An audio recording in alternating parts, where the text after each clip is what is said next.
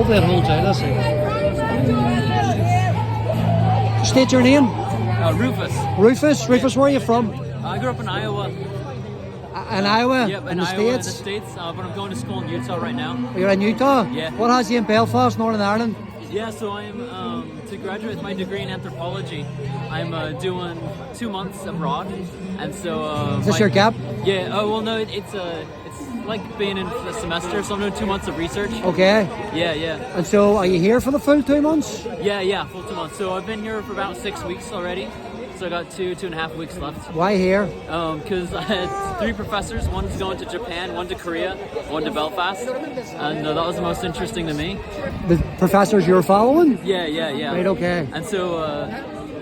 what are the professors in? Yeah. So they go, where they've already done research before. Right. And so this one is going to Belfast, and I was really interested in the music scene, especially punk music. Right, okay. And well, we have a great band called Stiff Little Fingers. Yeah. We were brilliant back in the day, like, so we were, and actually wrote political songs. Right. Because obviously over here is Protestant Catholic. Right. So they sort of wrote about trying to grow up in the middle of that and not being pigeonholed. Right, and that was actually I like Stiff Little Fingers. I listened to them before I came out here. Okay. And so that was one of the reasons I wanted to come here, where you got a scene where you had religion and politics and everything all mixed in. Well, that's gone now. You can't sing about politics. Exactly, yeah. And so I kind of wanted to see where the punk scene is now, or where music is now, and how. What have you found? What is it? What I've seen is the biggest thing is about community. It seems to be where a lot of people who don't have maybe the family structures that they need, or they don't have a support group, will turn to musicians around them for support, or turn to like-minded people that they can share time with.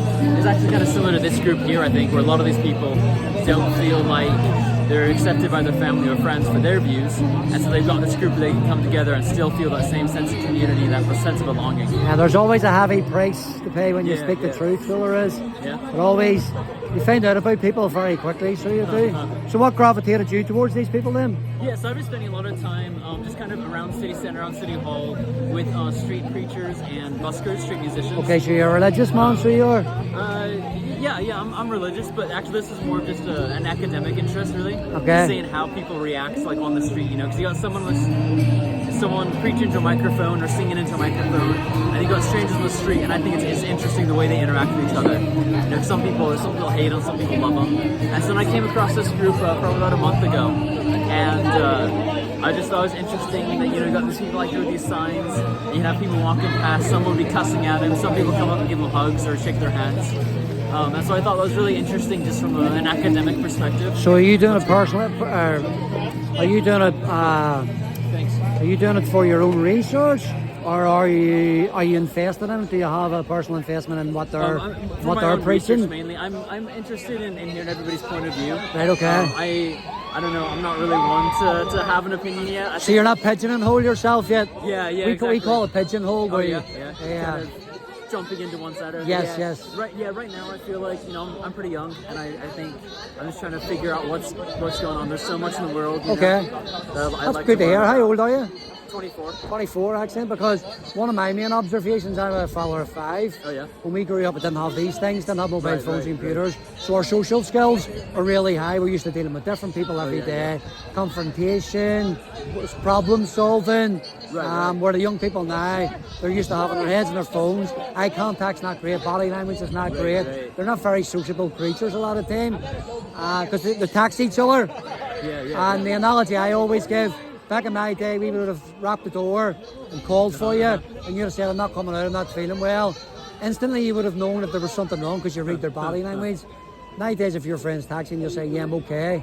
Right, it's a standard reply, you don't really know. Anything, so it's good to talk to somebody as young as yourself that isn't afraid to mingle, find out from different opinions, put yourself out there. But still not pigeonhole yourself, that's quite rare. Because it's so easy as a young person to be peer pressured. Right. From one camp till the next. And I just think it's important, that you are able to, if you got different camps or whatever, to be able to go to people and talk to people about different beliefs than you do, Because just because I believe something doesn't mean that I've got it right, And I may really believe in it, but I've got the full story. It's not going to hurt to hear other people's opinions or anything.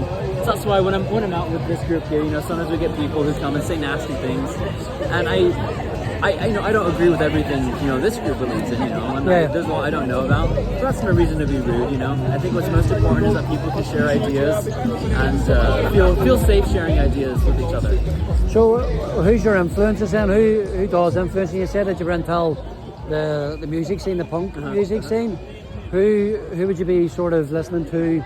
Is that your only genre of music you're listening to? Or? No, so actually my favorite band is Counting Crows. Counting Crows? Yeah. They're a great old band as well, aren't they? Yeah, from the 90s when they started. Well, they had half an album out in 2000, what was that, 21? So waiting for the second half of their album.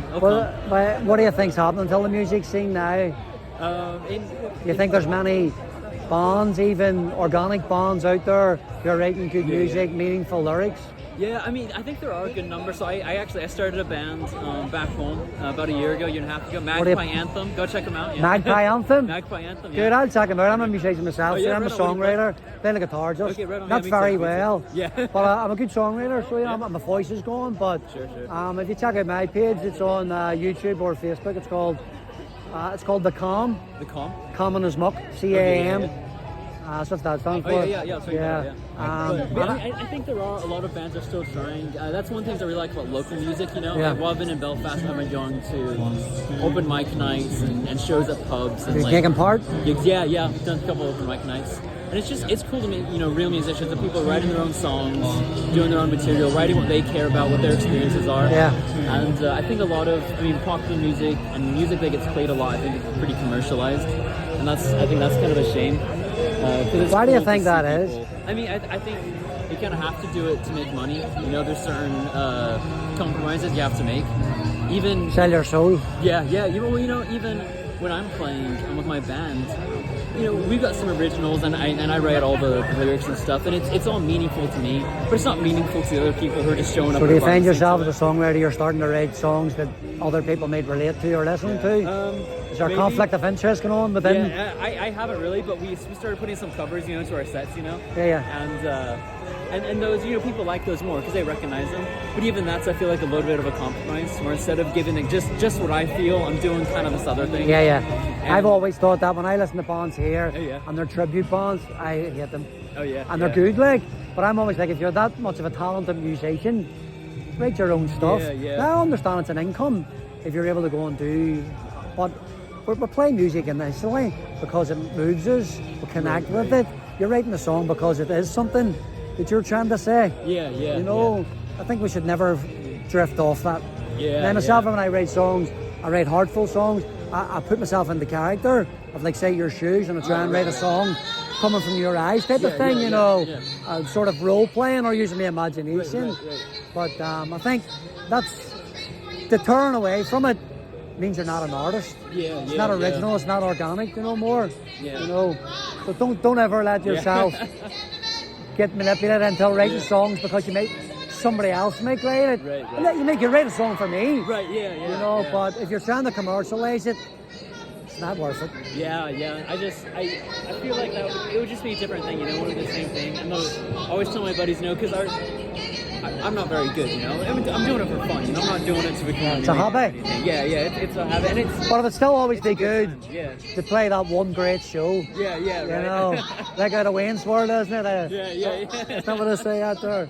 Or at School of Rock, you stick it to the man, Yeah. That's what music, that's what punk music, Exactly, That's what it's about. Expressing yourself. An expression. Being true. Yeah. What about the to go back to what you were saying at the start, the church groups or the faith groups that you were sort of working around with? I think some of them are over there. Right, okay. I talked to some people. How did you find that? Because there's many churches in this country. Yeah. It always baffles me, like where I live, there's maybe 20 churches. Oh yeah. And I'm like, faith is supposed to bring people together. Why is it all so segregated? Right. And there's only 5 of you there, and there's 10 of you there. Surely, could you not come together? Right. It's interesting. There's in the town I grew up in. Actually, it's a town of about 10,000. I think there's 37. That's small, is it? Yeah, fairly small. What's the town called? Oskaloosa. Oskaloosa. That's a nice name. Yeah. Oskaloosa. But there's 37 churches, I think, in the town. So it's kind of similar. I think it's interesting being here. I've talked to a couple of preachers and other people handing out like Bible verses on cards. Uh-huh. And it is interesting because seems like a lot of people, really do have a message of love and they want people to feel like God loves them, but at the same time, I think they deliver it in a way that just doesn't let people feel that they're loved. And this event coming up here, It's too preachy. which it seems like a lot of really forcing it at people. You're going to hell. Yeah, and I would have a hard time if I was walking down the street and someone was yelling at me, you're going to go to hell. I would have a hard time wanting to pay any attention to that, And I think an important thing, I'm a Christian myself. Sure, and man. I think a really important thing about being a Christian, is letting God judge and letting, I think it's our job to love, God's job to judge, Yeah. And if someone is going to be punished or whatever, if someone is going to be unhappy for their sins, I think it's between them and God. Yeah. And for us, it's important just to be there for them and make them feel loved no matter where they're at, kind of. Well, it's interesting you say that's sort of where I would be as well. I just try and live by the Ten Commandments. I think anybody should really be able to live by the Ten Commandments, and you try and be a good person. But I don't know what you're seeing with your eyes out here and out in the world, because you're exploring a wee bit more than me. It seems to me everywhere you look, the devil's winning. Or he's certainly giving off that projection. There's a saying, I'm sure you've heard, the greatest trick the devil ever pulled was making people believe he didn't exist. Right. Well, I actually think it's the reverse. I think the greatest trick he's ever pulled is making people believe that God doesn't exist. That's where I am. Because people are losing faith really, really quickly. This transhumanism's in our schools, it's in our libraries, it's in music, it's in movies. So, from a faith or a Christian or God perspective, I fully don't believe that God or his disciples, so to speak, i.e. you or me, are out making enough difference till an extent is what they are. Because I just walked around that door for 2 hours, and the amount of young children that was taking part in that was mind-blowing for me. Now, if they're listening to that at a very early age, and not say nice Bible verses with morals and principles, which I would have grew up with, and I didn't believe in them all, and I wouldn't say it indoctrinated, but it was like exactly what you were doing. It was good to get information, and then when my mind was of sound, I could make up my own mind, so to speak, or come to a rational, what I class as a rational based opinion of around faith, or just what my path in life is. I think churches are losing till this. They're losing till music, they're losing till movies, because we're getting them so young. How do you feel? I don't think there needs to be so much of a conflict between like the LGBTQ community and churches, and that's one of the difficulties. That's I think all over the world, but in America it's a big issue. It's massive in America. A lot of Christians see like the LGBT community as enemy, and I think that's wrong. But I think that that take it back because of the judgment. Right, yeah, like even if Christians might disagree with that lifestyle, like I don't think it's right for anyone to tell someone else how they need to live, And so I think what's more important than pushing your idea or my idea of doctrine, whatever that might be, I don't want to push my beliefs on anyone else. I just want to make sure they know that I accept them, I really do think that's important. I think that but that's a fair point when you're saying about being indoctrination. So when should a young man be introduced to certain things? Because obviously anything can be accused of being indoctrination. Right. You know what I mean? It's nature or nurture. Yeah. There has to be a balance somewhere along the line. So where would you draw the line with a young man being exposed to something that might affect him? Yeah. Oh yeah, I'll see you around. Yes, it's still recording. Thanks very much for talking to me. No problem. See ya. Oh, of course, good to see you. Cheerio. Where do you think do you think a young man can be, I don't want to use the word brainwashed, but persuaded at an early age? Because if there's lots of children there and they're saying that, is that not the same as what they would accuse, say, bringing kids to church? I do think it's probably pretty similar, and so I think it's related to the parents. Both thinks there's an indoctrination. So I think. But what's the lesser of the two evils? I never really. The church isn't teaching them to cut off their breasts or their penises, or that they can change bodies. I think it depends, on where you kind of which side you're on too, right? So like I've got some friends who grew up Christian, right? But had a lot of problems with the church because of things that they heard in the church, or like I've got some good friends who are gay, and they just struggle with that their whole lives because they were told from their church leaders, that they were worthless, or that they were evil, or they were wrong for having feelings. and I think it was really damaging. And so I think there can be damages on both sides. One of the reasons I don't like the word indoctrination is because I feel like it's always a weapon, you know? Like no one ever says, yeah, oh yeah, I was indoctrinated when I was a kid, I loved it, you know? It's always like they're indoctrinating you. Well, we are a product of the information our brains have taken. Right. And so I think, for me personally, I guess where you said like where to draw the line, I think it really comes down to the parents. You know, I think parents do have a right to kind of raise their kids how they want, and I don't think it should be up to anyone to tell parents which things they shouldn't around, you know, let their kids learn. And you know, there's a boundary to that. You know, I don't think people should be allowed to endanger their kids or something, you know, or give their kids drugs. I don't know. That's you know, way too far. But I think as far as any of this stuff goes, I think parents know what's best for their kids, and I think parents are looking out for their kids, and I'm not worried about there being kids at a Pride event any more than I would be worried about there being kids at a church. Right, okay, that's interesting. That's really interesting. But with transgenderism, if a parent is letting a child transgender, 12, 14, 16 years of age, cut off their breasts, cut off their penises, is that not child abuse? Is that not? Because you're saying that's down to the parent. Right. Because I mean, like if your parent was to cause harm to you, that's abuse. A surgeon is all right. It's with the parents' permission, but still, is there not a line crossed there? I'm not trying to goad you into saying one or the other. I'm trying to. I'd like you to be honest. Yeah. You know. Yeah. You know, I don't actually, to be honest, I don't really know a whole lot about that whole issue. I think what's probably most important is that people feel, you know, supported beforehand. I mean, I don't know a whole lot about transgenderism. I do have a couple of transgender friends. Right. Okay. Something they've talked about to me is just feeling really trapped and the need to do something drastic because of the environment that they have and the way that the people around them are growing up. And I feel like what might help some of those like children who are going through really difficult times. You know, I don't think anybody makes a decision like that lightly, you know. And so I think what might be most helpful for those people is if no matter what they have, you know, parents or family or church or whoever it is around them that's going to love them no matter what. And I think that can help protect them, you know, no matter what they end up deciding to do or what happens to them. Are you aware of Billboard Chris? Sorry? Are you aware of Billboard Chris from Canada? Yeah. He goes about stuff like this and he has a billboard on, says a few things. It's just like a man's an adult human male and stuff like that there, and tries to have conversations, facilitate conversations. But he always quotes a study saying that 80% of the people that think that they're trans, if left alone, would have turned out just to be gay. You know, it's a peer-reviewed study. I can't quote the exact study for you, but that's why I would be worried, because like I'm a follower of Five myself. And I'd be worried that they would start thinking that they're trapped in their own body and that they need to alter themselves. Because we always teach people that you should be happy with who you are, but it seems to be a lot more people are being confused.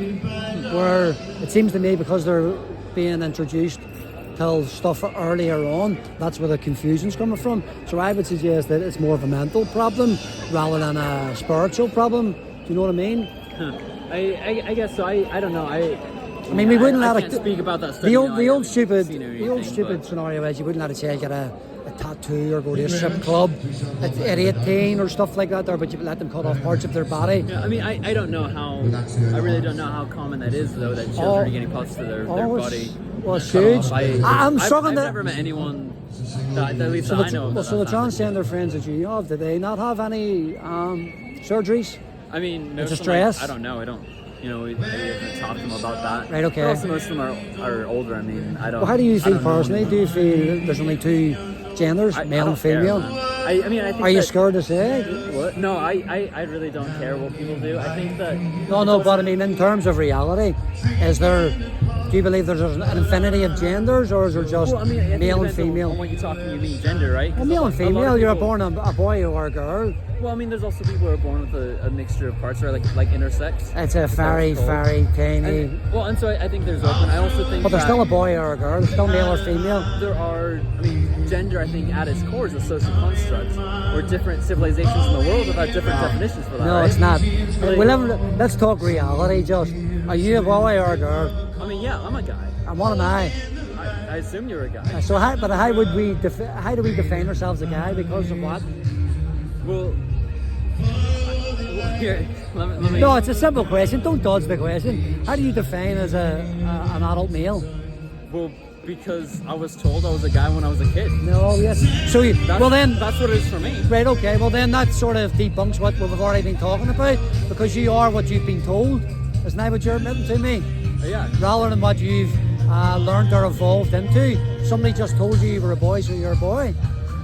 Sorry, I don't think I followed that last part. What was that? You're saying to me, I asked you, how do you know that you're a male? What I was hoping you were going to say is because you have a penis. But you said to me you're a boy because you were told you were a boy. Yeah. So you didn't think or learn for yourself. You were just told that you were a boy when you came out of your mother's womb. Yeah, I mean, I think that's kind of how it works. So I think... No, but before that, you had said to me, I was asking you about what age do you think people should be introduced to sort of gender stuff like that there, you know. And you were saying, well, it's up to the parents. Yeah. So, but that's a long, drawn-out process. It's not just here, you're told you're a boy or a girl. It's actually factual whether you're a boy or a girl. But you don't want to... Well, I feel like argue you about got two different categories where it's like sex and gender, right? No, there isn't. There well, isn't. I don't know. I think it No, is. but this is a weaponizing words. Words matter. Yeah. Yeah. I agree. So it's terminology. That's all that is. But facts are facts. I agree that facts are facts. I just think that there are two different things where you do have sex and gender. Because I think that where people, the words that use, like you said, right, the words matter. Yes. I think that the words that people use to describe themselves do matter, and there are obvious physical differences between male and female, right? But I think that how people think about themselves is also part of reality. You know, where you can think of yourself as a Christian or a Muslim or a Buddhist or anything, and that's a sort of mental reality, you know. And I think that we've got something similar going on with genders, where if I think of myself as a man or a woman, then that's a social category that I put myself in. And if you look at different societies in the world, you know, and throughout history, different societies have had different ideas of what gender is or how they map that. And certain societies in Native Americans, for example, they had like third genders built into the society, and it just operated in a kind of a different way than we think about it. Don't know about that. Third genders. Yeah, it wasn't based. And the Native Americans. Yeah. Can you point me to a study, and when I go home I'll try and check it, or I could probably pull something up in a second. Yes, please. I'd have to take me a second to. There was a third gender in Native Americans. Sure, they'll not be happy to hear that. Yeah. That would be controversial back in Iowa, I would say. Well, I mean, it's controversial. Let me see here. Now we're going to trust Google here, are we? Oh no, I'm not on Google. DuckDuckGo. Yeah. Good. See, you're intriguing at times, so you are for a young man. And then what scares me is that you won't put yourself out there, speak on reality and truths. Let me see here. And I think this is where we are. We're scared to say the truth. Do you know, you had a mother and father who loved each other, and the magic of it is they produced you, a young fine man who's going out into the world and open to ideas and conversations and willing to learn and not pigeonhole himself. But there's only one way that you get here, and that's through one male and one female coming together. That can't be changed. You know, that's reality. It was interesting that you used people believing in faith at the same time and using it, the other side of it, as a mental construct of people believing in different genders. That's actually a really good argument, because nobody knows if Allah's real or if God's real. It's a faith-based thing, and it was something that was taught. That people maybe say, well, it was just a feeling. So that's actually a really good argument to work on, because you could say, well, people are crazy because they believe in something or someone that they've never seen. But what we're actually doing is we're dealing with people that we can't actually see, we can't actually touch, and we can't actually communicate with, that believe that they're another gender, or they're a cat, or they're a 4-year-old baby. Do you know what I mean? When I grew up, and it's certainly not the case now because they're scared to use the terminology, but that would have been called split personality. That would have been called schizophrenia. Yeah, you don't have to agree with that. Because because people are scared to say that, but that would have been treated as such. Nowadays, what we are doing is a young person's come and tell a doctor or their parent and saying, I feel like I'm another gender. We're putting them on puberty blockers. stifle their puberty. Well, I mean, I think that's an interesting argument to make. I mean, I think that anybody who says that they heard a voice talking to them, they probably diagnosed them as schizophrenia. 100%. Oh, I agree with you. I mean, how many Christians have said that they heard a voice? I know, that's what I'm saying. It's a reasonable argument. Yeah. So I but agree. what they're doing is they're not running about telling children that they're trapped in their own body, whether they're crazy or not, which they could be because they believe in something that's not physically ever been seen. But they're not promoting the sterilization of children that are trapped in their own body. They're actually preaching the opposite, what you were talking about at the start. People should come together, people should love. The way they deliver it is certainly not appealing, and I'm with you, and I don't even belong to a church because I find it off-putting because they preach down to you and you're going to hell. I would never say that to anybody that I don't agree with. I completely agree with you at the start. If there is a God, then that will be their judgment if they go and meet him. But they're not promoting for people to be altering their bodies, altering their minds. You know what I mean? There is a difference there. Surely we can agree on that, where what they're doing is telling a 10-year-old or a 12-year-old that they're trapped in their own body. The kids are already confused. I mean, not too long ago you were young, did you ever make pretend and play cowboys and Indians or soldiers or dress up? You know what I mean? It was fantasy, it was imagination. It isn't a reality. You know, so if you get to an adult, which you are now, a young adult, 24 years of age, you're of sound mind. Yeah, I mean, They'll know that if you were thinking you were hearing voices, somebody's telling you you're trapped in their own body, you would be worried. I mean, I think I get kind of what you're saying. I don't know if that's the most important part of it, you know. I think I don't know even if arguing with people that if you disagree on genders or anything, I don't know if that can help anything. Well, you shouldn't argue. It's good to just have discussion. Yeah, it's good to have a conversation. Yeah. I think, you know, I mean, if there are little children who are being told they're trapped in their bodies or anything else, you know, I think that the best way for anyone else to handle it is just to treat them as kindly as possible, whether or not you agree or disagree or anything, because at the end of the day, you know, if you went up and started arguing with someone who said they were trans, I don't think, you know, you could have any chance of changing their mind, right? Like, if they've decided on something, I think, you know, the more someone argued with them, the less they'd want to listen. So I don't know, you know, that's going to have any effect, whether or not it's a good thing or not. But what do you think? So I think that the best reaction is just to be kind, you know. Yeah. Just to treat everyone with kindness, no matter what. But if it's hurting people, people are getting hurt. You know what I mean? Mentally, physically. I think that they would say the same thing about religions, you know. I think that we have to give people some space when it comes to things like that. There's sensitive issues where I don't think we have a right to control other people's choices. Yes, no, I agree. It should be left up to the parents, but at some stage, yeah, you may have to step in. If you see somebody being harmed, is it not your duty? Like, what do you think your purpose is here on the planet? I mean, as far as that goes, I don't know. Still searching for it? Yeah. Good. And I don't know where you draw the line on that and where you think it's okay to step in and like if you feel like you have to protect another child, I don't know where the line is. But that is, well, there has to be rules and laws for us all to follow. I follow the 10 Commandments myself, just to try and be a good person. I'm not saying I'm right, do you know what I mean? But I do believe following them at least gives me some sort of guidance and platform to be out here in the world, be a good role model for my children and anybody I come into contact with. You know, I think that's our choices in life. Mm-hmm. That's why whenever people shout down, if there was a God and he would intercept us because that's evil and that shouldn't be happening, well then that would just debunk choice. We all have to have a choice, you know, from day dot right till the end. Even if there is one, I don't know if there is a God, you know what I mean? But I have a bit of faith in it. Yeah. And it's not that I'm fearful of not going to heaven if I don't.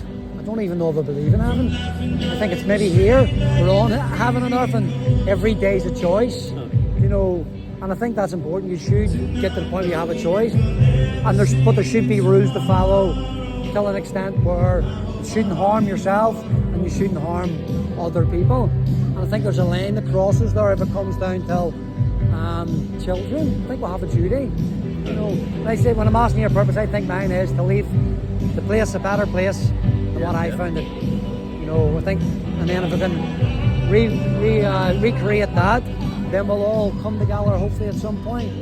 But if you're seeing injustices and people being hurt and them growing rapidly and there being a big push in mainstream media and music and movies, as already stated, I think it's come to a point where you're not going to be allowed to sit on the fence 2 months longer. And I'm worried, because you don't strike me as this type of person, but you're scared to speak up on one or two issues for fear of alienating yourself or alienating other people, which you can understand because you don't want to do that. You speak quite well on that, saying you should just let people be and they don't want to. I'm not judging them, which is a really good thing, but the reality is we judge people every day of our life. Always. Have you ever heard the phrase, I'm a good judge of character? Yeah. How do you get it to be a good judge of character? I guess practice judging, I guess. But I mean, for me, it's actually I don't know.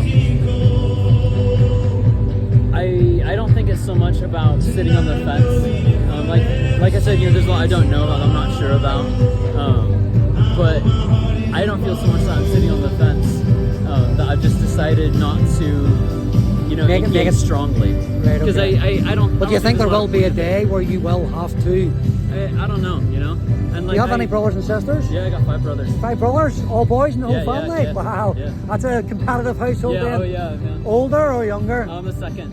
Second? 1 older, 4 younger. Yeah. Well, let me put this scenario to you then now, because obviously you're from the States. You're well aware of what's going on with the transgenderism within sports. Yeah. As you or one of your brothers, if they came to you and said they were going to now compete in female sports, as swimming, American football, let's say contact sports, I would say American football, how would you feel about that? I don't care, man. What about if you had a sister? And your brother was now competing against your sister and he was going to smash her in a 100-meter race?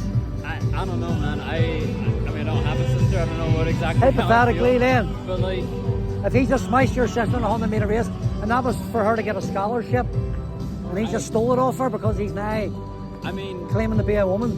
Yeah, maybe that's rough. I don't know. I don't think it's worth telling people how to live their lives, though.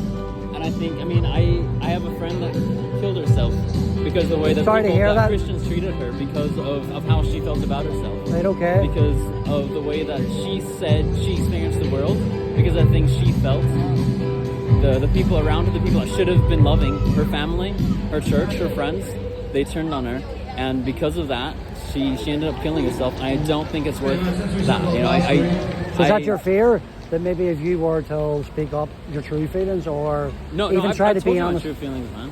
I know, but you said you hadn't decided on certain things. There's a lot that, there's a lot I haven't decided. But is that the fear that maybe somebody would do something stupid to themselves by telling themselves? No, I don't. You would feel that responsibility? I don't think I have any opinions that would make someone feel like that. I don't know, I feel like I'm a pretty go with the flow kind of person, Yeah, you definitely and I really don't care what other people are doing with their lives. I'm really sorry to hear that. Suicide something that's touched me. My best friend hung himself when he was 24, and it was sort of the same type of reasons.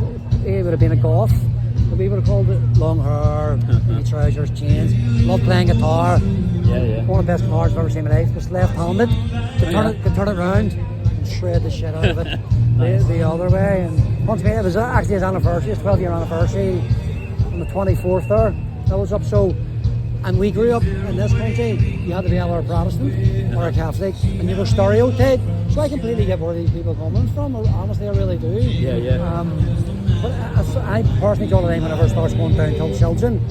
But he felt alienated, he felt outcast, couldn't find his place in the world. And that's my point with some of these young children who thinking they're confused in their bodies, because they're not accepted, they don't feel that they're accepted. In the process of them trying to find acceptance, they're certainly not going to find it in the church because they're too extreme.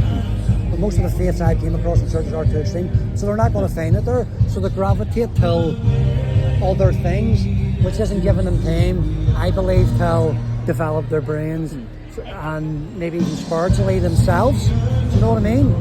Does that make sense? So then they're more succumb to maybe harming themselves or being alienated and secluding. I'm all for trying to give them a better platform or place to come together where they can be accepted and less confused. You know what I mean? I think we're completely in agreement on that there. there's different forms of being alienated from society. That's true. But I think society's helping along with that Yeah. by thinking you have to get into one camp or the other really quickly, and if you don't fit in, I mean, because you come up in high school, that's high school. Right. Yeah, You're no, the cool I kid, do think, or you're the nerd kid, or the geek, or you're a cheerleader. yeah. You know, you're trying to find your place. Yeah, It doesn't really stop for a while. Right. You know, I agree. I think people should be allowed to kind of have a little more autonomy, maybe, and not be forced into one. Bit more time to grow, Yeah. and I think that's what I'm asking for. That's what I'm hoping for. Yeah. You know, because young minds are susceptible. You know, and you'll maybe go through this one day if you end up. I mean, are you straight now? Are you straight, or are you gay, or are you still in between, or? I mean, I've never really even thought about it. I'm probably straight. Well, so maybe one day you'll have children, and then these conundrums will face you. It's a constant battle. It is. It's a constant battle because you're always trying to do the right thing and say the right thing because you do understand the way the world works and you want to leave it a better place, and you do get held accountable to that because they are a product of their environment, and that's going to be down to you. That responsibility is down to you. So I don't know. I don't want to take up any more. Yeah. I better run. Yes, I'm but supposed to meet somebody down there. I've got the name of your band. Oh yeah. On that, I'll definitely check you out. Oh yeah, right on. I can't thank you enough. Oh, you know, what really was your appreciate name? William. William, good What's to your meet you. name? Rufus. Rufus. Yeah, good to Really meet you, man. appreciate your time, man. Yeah, no And enjoy your time back Thanks. here in Belfast.